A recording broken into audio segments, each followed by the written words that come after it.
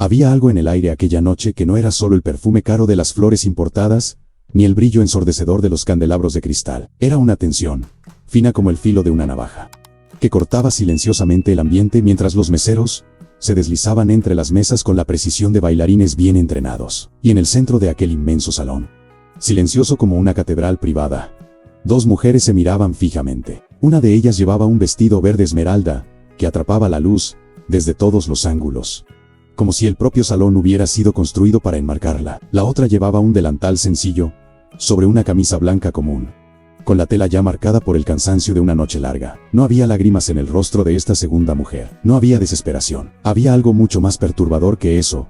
Había claridad. El estallido del cristal roto aún resonaba en las paredes, cuando la mujer del vestido esmeralda la señaló con una mano temblorosa, y su voz cortó el aire como un látigo. Te crees muy lista. ¿Crees que a esos inversionistas les importa la verdad? No eres nada. Vas a ser deportada antes del amanecer. La mesera no retrocedió. No parpadeó. Con una calma que parecía imposible en ese momento, tomó un paño limpio y secó una mancha de vino tinto del puño de su mengue. Despacio, como si el mundo a su alrededor no se estuviera desmoronando. Sus ojos permanecieron clavados en los de la otra mujer, y en ellos se podía ver el peso de años de silencios tragados, de humillaciones absorbidas, de una dignidad defendida milímetro a milímetro. Una única lágrima rodó por su mejilla, solo una, pero la voz que salió de su garganta era de piedra. Ya lo veremos, señora Al-Rashid, pero para entender qué llevó a estas dos mujeres a semejante punto de quiebre, necesitamos retroceder en el tiempo. Necesitamos volver unos meses atrás. Antes del vestido esmeralda, antes del cristal roto, antes de la amenaza de deportación. Necesitamos empezar en el lugar donde todo lo verdadero comienza, en la oscuridad, antes de que salga el sol. A las 5 de la mañana, mientras la ciudad aún dormía envuelta en niebla y silencio, Nadia Kovac ya estaba de pie. Su departamento era lo suficientemente pequeño como para que 3 pasos largos cubrieran la distancia desde la cama hasta la ventana. Las paredes guardaban la memoria de otros inquilinos. Una grieta aquí, una mancha de humedad allá, pero ella había transformado aquel espacio con lo que tenía. Una cobija doblada con cuidado sobre el sofá, un florero con una única flor de plástico sobre el fregadero. Y en la pared, junto a la ventana, la fotografía de una mujer de cabello blanco y ojos hundidos, que sonreía con una nostalgia que atravesaba el marco. Nadia sacó el uniforme de la percha con el cuidado de quien manipula algo muy preciado. Pasó la plancha lentamente, prestando atención a cada pliegue, a cada costura, como si estuviera preparando una armadura para el día de batalla que se avecinaba. Mientras la plancha se deslizaba sobre la tela, sus labios se movían en susurros, primero en inglés, luego en francés, después en árabe, italiano, mandarín, ruso, español. 7 idiomas, cada uno con su acento calibrado, cada uno con sus expresiones de cortesía memorizadas como poemas. Era un ritual que practicaba todos los días sin falta, no por vanidad, sino porque sabía que en su profesión, en aquel ambiente específico de altísimo lujo, donde se servía a gente que tenía más dinero que memoria afectiva, la habilidad de hacer que alguien se sintiera comprendido en su propio idioma era la diferencia entre la invisibilidad y el respeto. Puso la tetera al fuego, cortó 2 rebanadas de pan, y antes de sentarse a desayunar, abrió el cajón pequeño de la cómoda y sacó una foto enmicada. Era la foto de su madre. La dobló con delicadeza y la guardó en el bolsillo interno de su delantal, junto al pecho. Nunca salía sin ella. Al otro lado de la ciudad, en un mundo que apenas se tocaba con el de nadie excepto en las horas en que era necesario ser servido. El Hotel Meridiano estaba siendo preparado para recibir la cena de compromiso más esperada de la temporada. Los floristas llegaron antes de las 6 de la mañana. Los diseñadores de iluminación pasaron la madrugada ajustando los ángulos de los reflectores para que la piel de cada invitado recibiera la luz más favorecedora. Hasta el aroma del salón había sido elegido por un perfumista contratado especialmente para la ocasión. Una mezcla de ámbar blanco y cedro, con una nota de cera caliente que evocaba vagamente a los palacios del Medio Oriente. Camila Al-Rashid no era hija de oligarcas por accidente. Había aprendido pronto, muy pronto, que el mundo se divide entre los que observan y los que son observados. Y ella había decidido, desde niña, que jamás sería una simple observadora. Cada uno de sus gestos estaba calculado, cada sonrisa era una herramienta. Y aquella mañana, mientras caminaba por el salón aún vacío del hotel con el coordinador de eventos, corriendo a su lado con un portapapeles, demostraba ese cálculo con la eficiencia de quien ya había ensayado la crueldad tantas veces que se había vuelto natural. Esto no es marfil, dijo, deteniéndose abruptamente ante una mesa montada con precisión quirúrgica, rozando con los dedos el borde de una servilleta doblada en forma de flor. Su voz era baja, casi amable, lo que la hacía aún más aterradora. Esto es, ¿qué? Crema. Beige. Mande traer marfil de Milán. No beige de supermercado. El coordinador abrió la boca para explicar que el proveedor había confirmado el tono, pero Camila ya se había dado la vuelta, con sus tacones resonando sobre el mármol mientras avanzaba hacia la próxima imperfección por descubrir, porque siempre había una. Ese era su juego.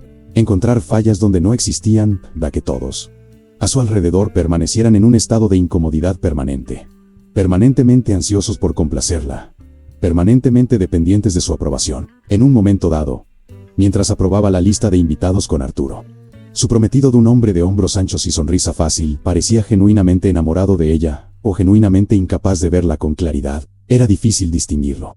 Hizo una observación que quedó suspendida en el aire como humo. Los inversionistas del Golfo llegan mañana, dijo, sin apartar la mirada de la lista. Khalid y el grupo de Viena son más fáciles de manipular que los empleados, siempre y cuando les sirvas el vino correcto y sonrías en el momento adecuado. Arturo rió suavemente, como si fuera una broma. Tal vez lo era, pero Camila no estaba sonriendo. Fue en este salón, esa noche, donde Nadia entró por primera vez en el campo de visión de Camila Al-Rashid. El servicio había comenzado a las 8 en punto. El equipo estaba compuesto por 12 personas, y Nadia era la más experimentada de todas. 15 años de trabajo en eventos de alto nivel, 3 continentes, 2 premios internos de excelencia en hospitalidad, que nadie fuera de esas paredes sabría jamás que existían. Se movía entre las mesas con esa cualidad específica de presencia que los mejores profesionales de servicio desarrollan con los años.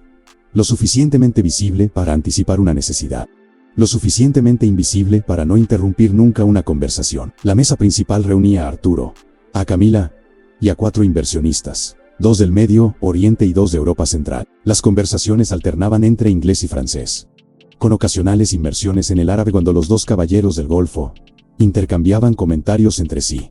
Nadia sirvió la entrada sin mediar palabra, retiró los platos con precisión y reapareció con la carta de vinos cuando llegó el momento. Fue entonces cuando Camila ordenó: el Petrus 2000. Quiero el Petrus 2000. Su voz tenía la cadencia de alguien que nunca ha escuchado la palabra no sin considerarla un insulto personal. Nadia no dudó, pero fue honesta. Explicó, en un inglés impecable y con un tono que no era ni servil ni confrontativo, que esa cosecha específica no estaba en la cava del restaurante esa noche, pero que podía ofrecer una alternativa de igual prestigio que maridaría a la perfección con el plato principal que habían elegido. El silencio que siguió duró apenas 2 segundos, pero en los ojos de Camila Al-Rashid, en esos 2 segundos, algo cambió. Su pupila se contrajo levemente, sus labios se cerraron en una línea fina, antes de volver a su sonrisa habitual. Asintió con la cabeza, como si aceptara la sugerencia, pero ya había marcado a Nadia, como un cazador marca a su presa en el momento en que aparece en el claro del bosque.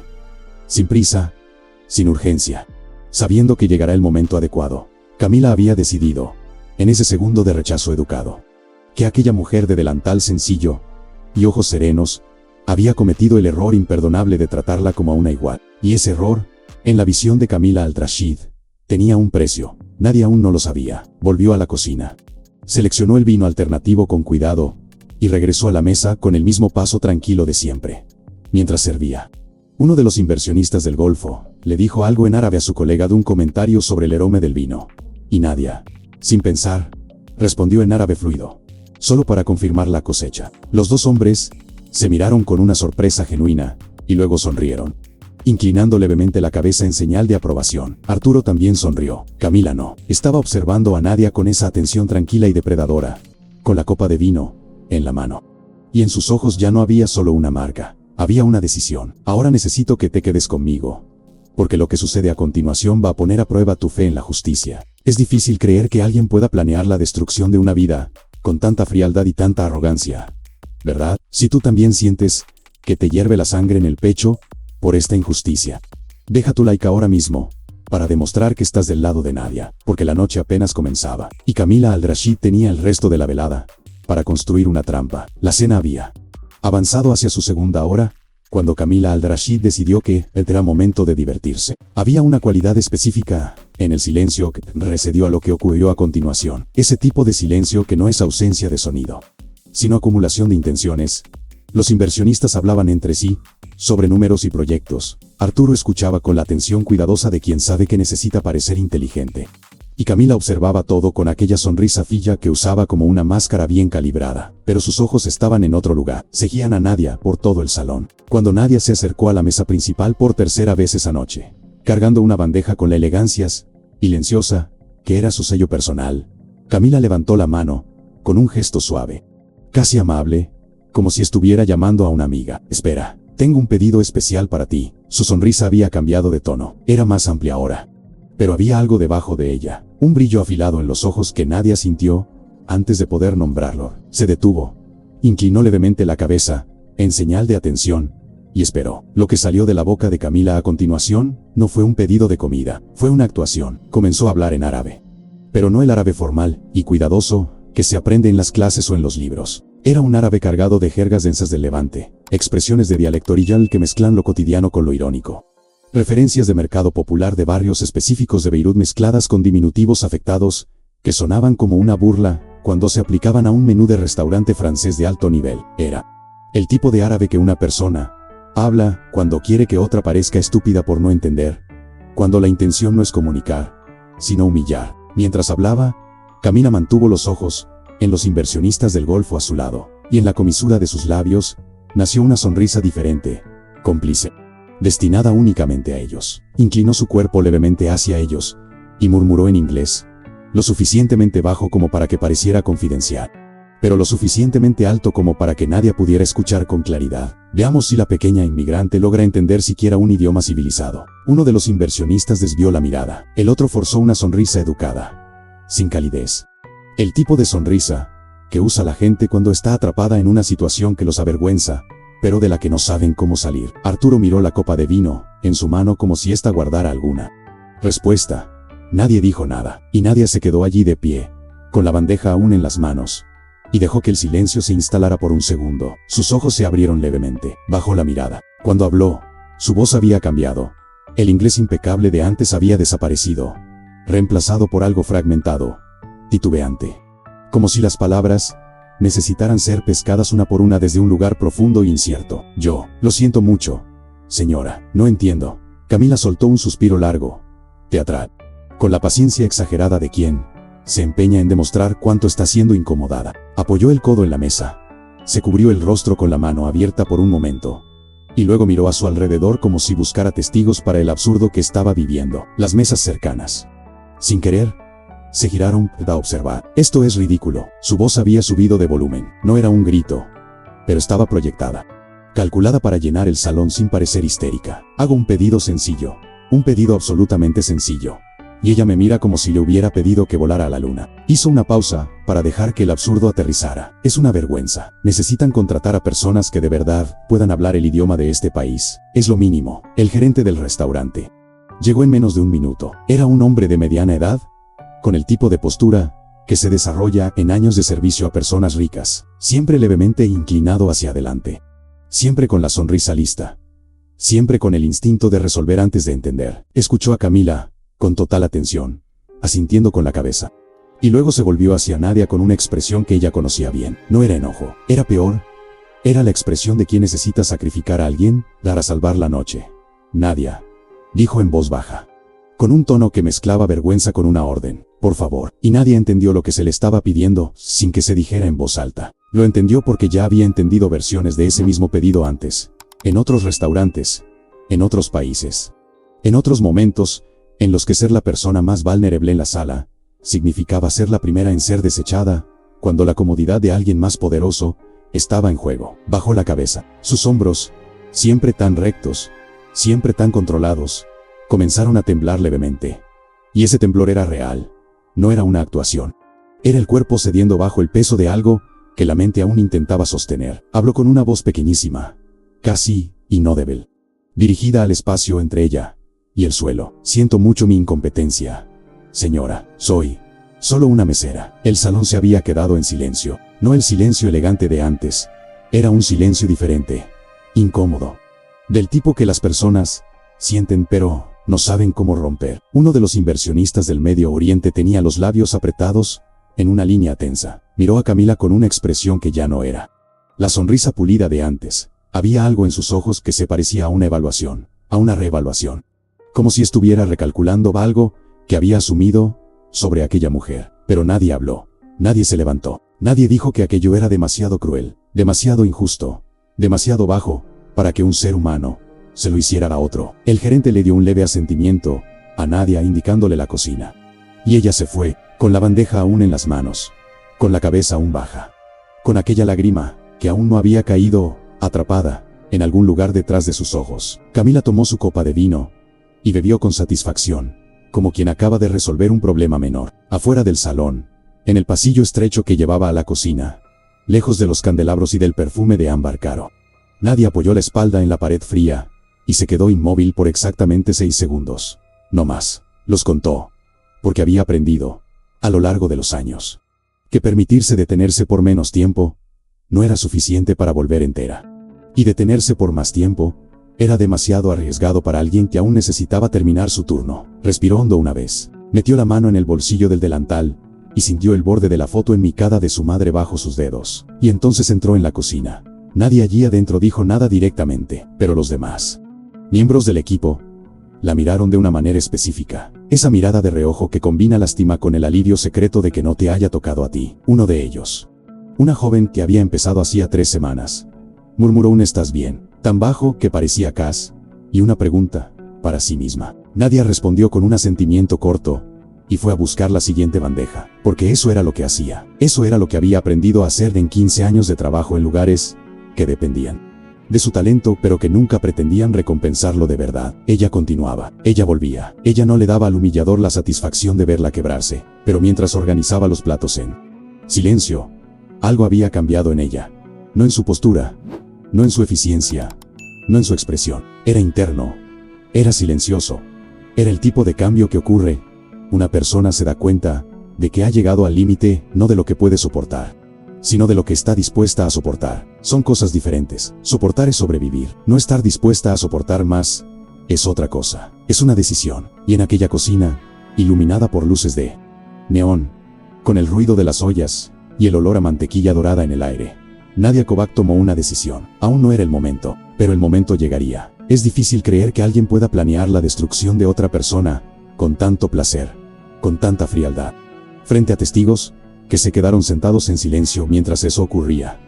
¿Verdad? Si tú también sientes esta indignación creciendo dentro de ti, si tú también estás del lado de Nadia, deja tu like ahora mismo. Este simple gesto es tu forma de decir que este tipo de crueldad no pasa desapercibida, porque Camila Al-Rashid estaba convencida de que había cerrado el asunto esa noche. Estaba convencida de que una mesera inmigrante con un departamento pequeño y una foto de su madre en el bolsillo no tenía los recursos ni el valor para reaccionar. Estaba convencida, con esa arrogancia particular de quien nunca ha tenido que luchar por nada, de que el poder siempre protege al poder. Estaba equivocada. La cocina tenía su propio ruido, el tintineo de las cacerolas, el siseo de los sartenes, el murmullo constante de un equipo en movimiento. Pero cuando Hassan, el chef ejecutivo, leyó en voz alta lo que Camila Al-Rashid había pedido en árabe, el ruido pareció disminuir por un instante, no porque alguien hubiera ordenado silencio, sino porque lo que él tradujo no era un pedido de comida, era una secuencia de insultos, referencias a la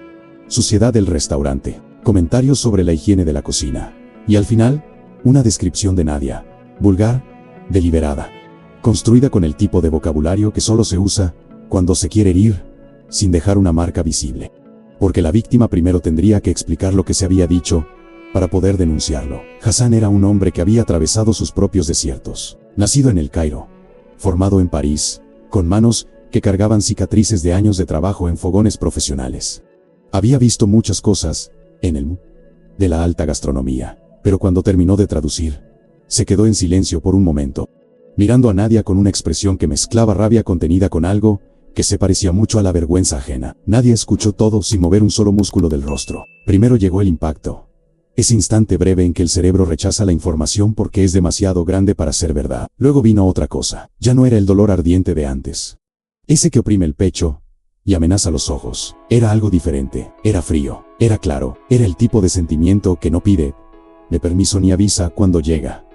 Simplemente se instala, organizado, y silencioso, en el lugar donde había estado la paciencia hasta ese momento. Hassan le puso una mano en el hombro, por un segundo. Solo eso, no hizo falta más. Respiró hondo una vez.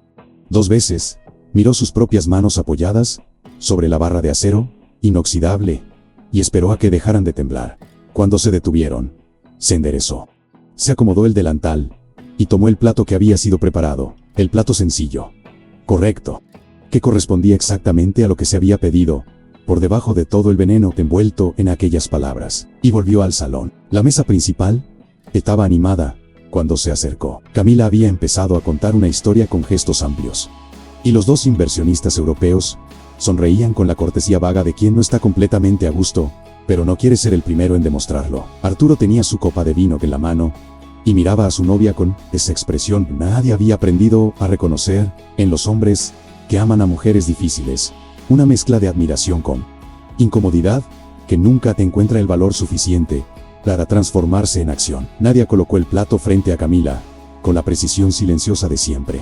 Dio un paso atrás, esperó. Camila miró el plato, luego miró a Nadia, y entonces, con la satisfacción de alguien que había ganado una batalla, y ahora quiere celebrar en público, se volvió hacia los inversionistas con una amplia sonrisa. Finalmente, su voz era lo suficientemente alta como para llegar a las mesas vecinas. Ya empezaba a creer que este lugar contrataba a los maleducados y a los perdidos. Hizo una breve pausa, dejando que las palabras aterrizaran, y luego continuó con el tono de quien está haciendo una importante observación sociológica. Saben, este es el problema con Camila.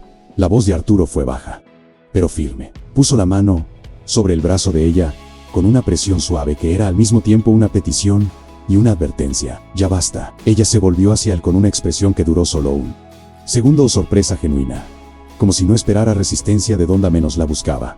Y luego sacudió el brazo, con un movimiento corto y definitivo, como quien espanta una mosca. Su expresión se recompuso de inmediato, pero había una rigidez nueva en sus hombros, que no estaba ahí antes. Miró a Nadia, y Nadia le devolvió la mirada. Había algo en ese silencio de 2 segundos, que estaba más cargado que todo lo que se había dicho antes, porque Nadia no había bajado la mirada, no esta vez. Se quedó de pie exactamente donde estaba, con las manos juntas frente al delantal, los hombros nivelados, la columna recta, y los ojos ojos que habían guardado tanto aquella noche, fijos en los ojos de Camila, con una tranquilidad que era casi y perturbadora. Camila lo sintió, y no le gustó. Entonces se inclinó levemente hacia adelante, con los codos en la mesa, la sonrisa volviendo a su rostro, pero ahora, con una cualidad diferente, más afilada, más expuesta, como un cuchillo que había perdido su funda. Por cierto, esto es inaceptable. Habló despacio, saboreando cada palabra. Dime una cosa, siquiera sabes lo que te pedí en árabe. ¿O adivinaste por el contexto? Inclinó la cabeza levemente hacia un lado, y su sonrisa se ensanchó, porque por lo que vi, adivinaste, y ahora te quedas ahí mirándome como si hubiera algo que decir. Una pausa corta. Eres un fraude, una mujer patética, incompetente que debería regresar de donde vino. El salón se había quedado completamente inmóvil. No era el tipo de inmovilidad que ocurre cuando la gente no está prestando atención. Era lo opuesto.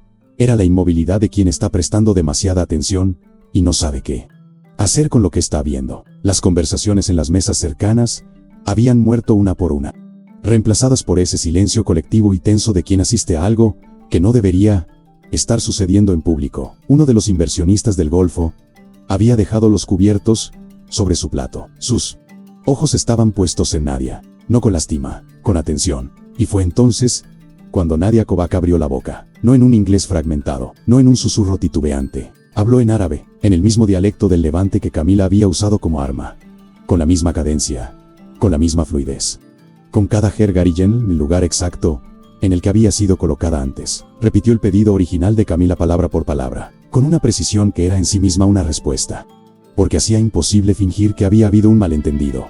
Y luego, sin cambiar el tono de voz, sin elevar el volumen, lo tradujo al inglés, para que toda la mesa lo escuchara. Cada insulto, cada referencia a la sociedad, cada palabra vulgar que se había utilizado para describirla. Habló sin dudarlo, sin dramatismos, con la sequedad clara de un documento siendo leído en voz alta. Y cuando terminó, miró a los 2 inversionistas del Medio Oriente y dijo, en árabe, con una cortesía impecable y genuina, que lamentaba que hubieran sido puestos en una posición incómoda al ser invitados a presenciar algo así. Uno de los inversionistas respondió en árabe, en voz baja, breve, pero inconfundible, un elogio a su compostura. El otro se volvió hacia Arturo, con una expresión, había dejado a un lado toda cortesía diplomática. Camila se había quedado inmóvil, por primera vez. En la noche. Por primera vez tal vez en mucho tiempo. Su sonrisa había desaparecido por completo. No había sido reemplazada por enojo ni por vergüenza. Era simplemente ausencia. Como cuando cae una máscara y el rostro debajo, aún no sabe qué expresión usar. Arturo se había levantado levemente de su silla, sus ojos pasando de Nadia a Camila y de vuelta a Nadia. Y en su rostro, había algo que comenzaba a parecerse, finalmente, a la comprensión. Fue entonces cuando Camila se recompuso, pero la compostura había llegado demasiado tarde, y ella lo sabía. Y ese conocimiento la transformó. La mujer que se levantó de la silla, en ese momento, ya no era la anfitrión segura y calculadora de antes. Era otra cosa. Era rabia expuesta. Era estatus amenazado. Era la desesperación de quien se da cuenta de que el control se le ha escurrido de las manos e intenta apretarlo con demasiada fuerza. Señaló con el dedo y dijo las palabras que abrían esta historia. Sobre la deportación, sobre los inversionistas, sobre la nada que Nadia era. Y la copa de cristal se estrelló contra la pared, y Nadia se quedó de pie, con una única lágrima rodando por su mejilla. Y su voz de piedra respondió solamente, ya lo veremos.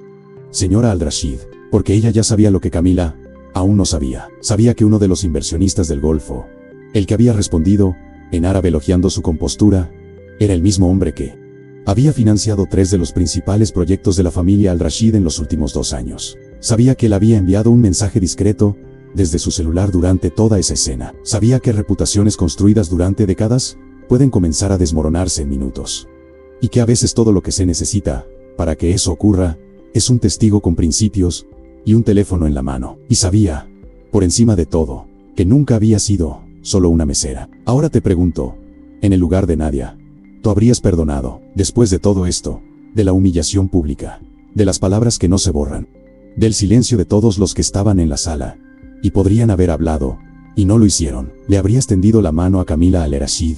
¿O habrías hecho que la justicia llegara por tus propios medios? Escribe tu opinión en los comentarios. Quiero saber, de verdad, qué harías en su lugar. Porque esta historia nos enseña que la dignidad no es algo que los demás puedan darnos o quitarnos.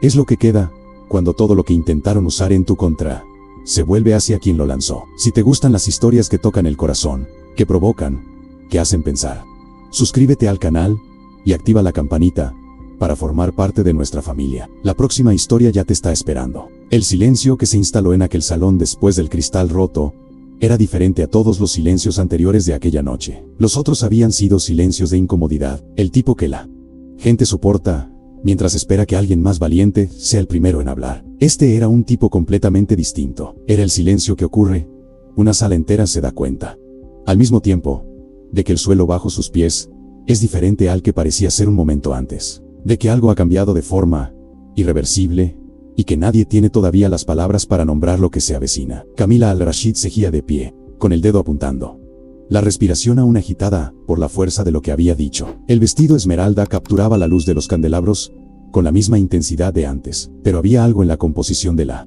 escena que se había desplazado, un peso que se había movido de un lado al otro, sin que nadie lograra identificar exactamente cuándo. Nadia no había retrocedido, estaba de pie en el mismo lugar donde había estado cuando las palabras de deportación la golpearon, y lentamente, con una deliberación que parecía consumir cada segundo con intención, se enderezó. No fue un gesto dramático, no fue el tipo de transformación que ocurre en las películas, con la música creciendo y la cámara girando a su alrededor. Fue simplemente una columna, volviendo a su posición natural, después de toda una vida de disciplina. Fue el cuerpo de una mujer que había elegido doblegarse por necesidad, decidiendo, en ese momento, que la necesidad había terminado. Pasó ambas manos lentamente por su delantal, de la cintura hacia abajo. Un gesto que había hecho cientos de veces aquella noche como parte del servicio, pero esta vez era otra cosa. Era el gesto de alguien que está cerrando un capítulo antes de abrir el siguiente. Sus ojos recorrieron la mesa, pasaron por los inversionistas europeos, por los 2 hombres del Golfo, por Arturo, que estaba levemente inclinado casi adelante, con esa expresión de comprensión tardía, que llegaba demasiado tarde para ser útil. Y luego se posaron en Camila, cuando nadie habló. Su voz era la misma voz que había servido mesas durante 15 años, pero destilada, sin la vacilación, sin los fragmentos, sin ninguno de los disfraces que había usado como protección durante toda la noche. Era una voz que había interpretado tratados de paz en salas donde el silencio equivocado podía costar vidas. Era una voz que sabía exactamente cuánto espacio ocupar y cómo ocuparlo. Tiene usted razón, señora Al-Rashid. Entendí todo. Una pausa de exactamente un segundo. En árabe, usted pidió una porción de hummus. Nadie habló con la precisión de un intérprete en ejercicio, sin acelerarse, sin énfasis dramático, innecesario. Solo con la claridad absoluta de quien traduce, para que no quede ninguna ambigüedad, mientras hacía su pedido. Usted se refirió a mis manos, como manos sucias de campesina, y a mis modales, como modales de pueblo. Luego giró su cuerpo levemente hacia el inversionista saudita, y habló en árabe. No el árabe roto de la jerga, que se había usado como arma, sino un árabe limpio, formal, con la cuidadosa cortesía que se reserva a las personas que merecen respeto. Repitió las palabras de Camila con precisión quirúrgica, cada expresión en su lugar. Y luego inclinó la cabeza, en un saludo discreto y genuino al hombre que tenía enfrente. El inversionista se quedó completamente inmóvil por un momento. Luego, sus ojos se cerraron brevemente, como si estuviera absorbiendo algo que hubiera preferido no escuchar. Y cuando los abrió de nuevo, había en ellos una frialdad que no estaba relacionada con nadie. Nadie ya se había girado hacia el inversionista alemán. El alemán que salió de su boca era fluido, preciso, con la cadencia natural de quien no está traduciendo, sino pensando directamente en el idioma. Le dijo a él, con la misma calma de antes, lo que Camila había murmurado sobre él durante la segunda hora de la cena, que era un ingeniero aburrido y demasiado bien pagado, cuya presencia era necesaria únicamente por el valor que le aportaba al portafolio de su prometido. El hombre colocó la servilleta sobre la mesa, con un movimiento lento y deliberado. Nadia continuó, en francés, para la mujer de mediana edad sentada 2 sillas a la izquierda de Arturo. Repitió el comentario que Camila había hecho sobre su edad y sobre el hecho de que las mujeres mayores de 50 años deberían tener la discreción de no usar escotes. En italiano, para el arquitecto que había llegado desde Milán especialmente para la celebración, le transmitió la observación de que los italianos eran buenos para construir pero no para negociar, y que él estaba allí más como un adorno cultural que como un socio real. En español, para el último caballero de la mesa, le entregó con exactitud lo que se había dicho sobre que su empresa sería una adquisición fácil cuando llegara el momento adecuado. Cada frase fue entregada en el idioma del destinatario. Cada frase había sido dicha por Camila aquella noche, protegida por la suposición de que la mesera no entendía nada. La suposición había estado equivocada desde el principio. El murmullo que comenzó a formarse alrededor de la mesa no era de indignación teatral, era la reacción genuina de personas que habían sido menospreciadas en sus propios idiomas sin saberlo, y que ahora procesaban simultáneamente la información y la humillación de no haberse dado cuenta. Uno de los europeos se echó hacia atrás levemente en su silla, como si necesitara distancia física para pensar. El inversionista saudita se había cruzado de brazos sobre el pecho y miraba a Camila con una expresión que era, en su contención, más severa de lo que cualquier discurso podría ser. Camila había palidecido, no la palidez súbita del impacto.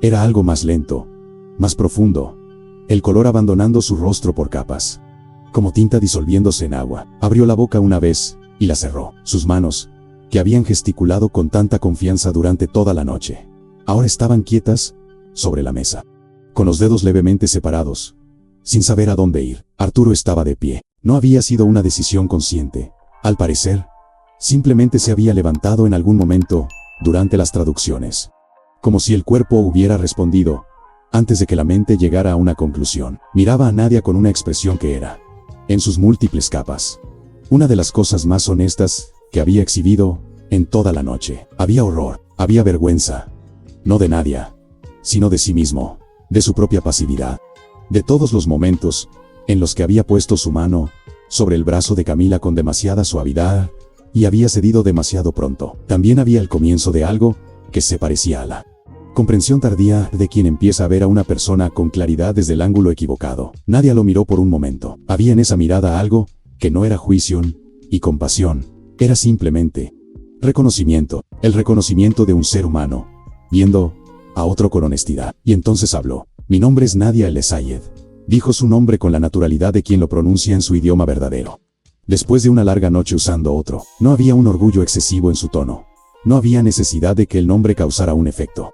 Era solo la restitución de algo que había sido dejado de lado temporalmente. Antes de venir a este país, yo era asesora cultural senior de las Naciones Unidas en Ginebra. El silencio alrededor de la mesa había adquirido una textura diferente. Interpreté tratados de paz. Estuve en salas donde las palabras necesitaban ser cargadas de precisión absoluta, porque el error de una sola sílaba podía reabrir conflictos que habían costado años cerrar. Hablo sin prisa, sin la cadencia de quien necesita impresionar, con la serenidad de quien simplemente describe hechos. Elegí dejar esa vida, no porque me la hayan quitado, porque mi madre se estaba muriendo.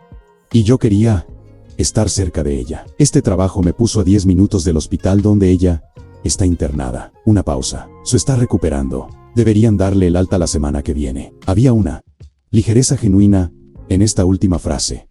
Pequeña, casi imperceptible, pero real. Nadia volvió su mirada hacia Camila, y en su rostro había una expresión que era, de todas las expresiones posibles, la que Camila menos esperaba encontrar.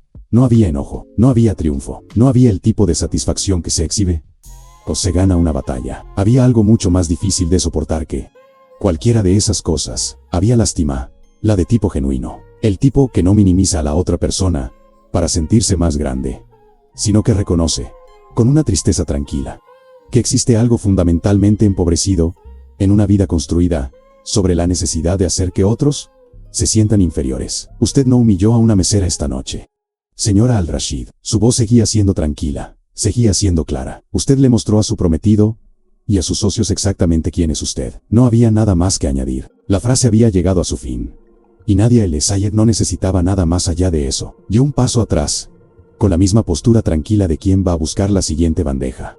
Y todo el salón quedó suspendido en ese segundo, como una nota musical sigue resonando después de que el instrumento se ha detenido. Camila Al-Rashid estaba de pie en el centro de todo lo que había construido aquella noche. Y por primera vez comprendió que ella misma había construido su propia trampa. Los inversionistas se levantaron casi y al mismo tiempo, con esa sincronía silenciosa de personas que han llegado independientemente a la misma conclusión y no necesitan discutirla. No había ira estallando en sus voces. Había algo más definitivo que el enojo. Era la frialdad serena de quien cierra un capítulo. El mayor de los dos hombres del Golfo se ajustó el saco con un gesto preciso. Miró a Arturo con una expresión que cargaba más decepción que hostilidad, y cuando habló, lo hizo en voz baja, como quien no necesita levantar la voz para ser escuchado. Si esta es la mujer con la que usted planea casarse, entonces nuestra sociedad ha llegado a su fin esta noche. No permitiré que mi familia sea insultada de esta manera. No era una amenaza, era una declaración. Y las declaraciones de ese tipo, pronunciadas con esa serenidad, tienen un peso que ningún grito puede igualar. Los demás lo siguieron. Hubo breves apretones de manos con Arturo, el tipo de cortesía que se mantiene incluso en el distanciamiento. Porque los hombres de ese mundo saben separar la incomodidad inmediata de la educación a largo plazo. Hubo un respetuoso asentimiento en dirección a donde nadie había estado. Y luego se fueron. Y el sonido de sus pasos saliendo del salón fue el sonido más elocuente de la noche. Camila se había vuelto a sentar en su silla sin darse cuenta. O tal vez sus piernas simplemente no habían soportado el peso de lo que estaba sucediendo. Miraba hacia la puerta por donde habían salido los inversionistas con esa expresión específica de quien todavía intenta convencerse de que hay un camino de regreso a donde estaba hace 10 minutos. Que hay una frase, una explicación, una versión de los hechos que puede ser reformulada de manera que todo se resuelva. Comenzó a hablar. Las palabras salían atropelladas, su voz quebrándose en registros que no combinaban con el vestido ni con el ambiente. Ahora había llanto real, no el llanto escénico que se usa para manipular, sino el llanto de quien se da cuenta de que la función ha terminado y el escenario está vacío. Decía que era una broma, decía que no había una intención real. Pronunció el nombre de Arturo de una manera que era al mismo tiempo una acusación y una súplica. Arturo no dijo nada. Se quedó de pie por un momento que pareció mucho más largo de lo que fue. Mirando a Camila con una expresión, había recorrido la rabia, la vergüenza y el cansancio, hasta llegar a un lugar más tranquilo y definitivo. Luego tomó la servilleta de lino blanco que estaba doblada sobre su regazo, con cuidado, sin prisa, y la colocó sobre la mesa. El gesto tenía la calidad de una conclusión, el tipo de acto pequeño y silencioso que marca el final de algo grande de manera más precisa que cualquier discurso. Tomó su saco del respaldo de la silla y salió, sin mirar atrás, sin dar un portazo, sin hacer una escena, sin las palabras dramáticas que la situación tal vez esperaba. Solo sus pasos sobre el mármol. Y luego, el silencio. Camila Al-Rashid se quedó sola, en el centro del salón más caro de la ciudad, con su vestido esmeralda, atrapando la luz, desde todos los ángulos, rodeada de finos cristales y flores importadas. Con los restos de una cena, que había costado más de lo que la mayoría de la gente gana en un año, completamente sola, con el rostro empapado, y las manos, sin saber dónde posarse, en la cocina. Nadie había escuchado todo, pero todos habían sentido que algo se había resuelto. Hay una atmósfera específica que se instala tras bambalinas en un restaurante, cuando la tensión de una noche difícil finalmente se rompe, no en un alivio inmediato, sino en algo más gradual. Como una exhalación colectiva que ocurre en cámara lenta. Hassan vio a Nadia entrar por la puerta de la cocina, y no esperó. Cruzó el espacio entre ellos, en 3 pasos, y la abrazó. Con esa solidez de quien abraza de verdad, sin ceremonias, sin medir el gesto. Nadia se quedó inmóvil por un segundo, su cuerpo, aún calibrado para el control de toda la noche. Y luego apoyó la frente en el hombro de su amigo, por un momento breve y completo. Como quien baja un peso que ha cargado desde muy lejos. El dueño del restaurante había presenciado la confrontación del salón desde la entrada discreta que daba al pasillo. Era un hombre de pocas palabras por costumbre, del tipo que construyó su negocio a través de décadas de observación silenciosa. Entró a la cocina, pocos minutos después que Nadia la llamó a un lado con un gesto, y le dijo lo que tenía que decir de forma directa y sin adornos. No iba a ser despedida, al contrario, había un puesto de gerencia que estaba vacante desde hacía 3 semanas. Y él acababa de decidir a quién ofrecérselo. Nadia escuchó, lo miró por un momento con esa evaluación tranquila que era su forma de procesar la información importante, y luego aceptó. Lo que ocurrió la semana siguiente no necesitó de amplificación artificial. Las historias de ese tipo se mueven en los círculos de la alta sociedad con una velocidad que las redes públicas rara vez igualan, porque en esos ambientes, donde la reputación es la moneda principal, la narrativa de una humillación se vuelve contra su autor, conlleva el peso específico de una advertencia. Las personas que estaban en el salón le contaron a otras personas. Los inversionistas mencionaron el incidente en conversaciones privadas, y en menos de 10 días, el nombre de Camila Al-Rashid había adquirido un tono diferente en los lugares donde más necesitaba sonar bien. Sus amigas de la alta sociedad comenzaron a volverse inalcanzables con la progresiva educación que ese mundo reserva para el distanciamiento, no el corte brusco, sino la leyenda siempre llena. El mensaje respondido un día después, la invitación que no llega. La familia sintió el impacto en conversaciones de negocios que se enfriaron sin una explicación explícita. Y Arturo, que había pasado aquella primera semana en silencio, emitió una breve nota a través de la oficina que manejaba sus asuntos personales. Con el lenguaje contenido de un comunicado oficial, el compromiso había sido cancelado por diferencias morales irreconciliables. No había mucho más que decir, y el hecho de que no hubiera más nada que decir era, en sí mismo, la forma más completa de declaración que existía. Un mes después, el sol de la tarde caía de forma diferente sobre la acera frente al restaurante. Nadie estaba en la entrada cuando el taxi se detuvo. Había terminado su turno temprano ese día, un privilegio nuevo. Uno de los pequeños cambios concretos que el nuevo puesto le había traído. Cuando la puerta del auto se abrió, y la mujer de cabello blanco y ojos hundidos se bajó despacio, con la cautela de quien aún está recuperando fuerzas pero se niega a demostrar el esfuerzo. Nadia cruzó la acera y le ofreció el brazo con la naturalidad de quien repite un gesto hecho miles de veces. La madre apoyó la mano en el brazo de su hija. Miró la fachada del restaurante con la curiosidad tranquila de quien ve por primera vez un lugar que su hija le ha descrito muchas veces. Dijo algo en voz baja en el idioma que tenían en común, un idioma que no era ninguno de los 7 que Nadia hablaba en público, sino el octavo, el más antiguo, el que les pertenecía solo a las dos. Nadia sonrió. No era la sonrisa contenida y calibrada del servicio. Era de otro tipo. El tipo que no necesita audiencia para existir. Que no está siendo administrado ni protegido. Era la sonrisa de una mujer que había vuelto a guardar la foto en el cajón porque la persona de la foto estaba ahora a su lado. Entraron juntas. Más tarde, mucho más tarde, cuando el polvo de todo se había asentado y las cosas habían encontrado el nivel en el que están ahora, Nadia les ayudó lo que había aprendido.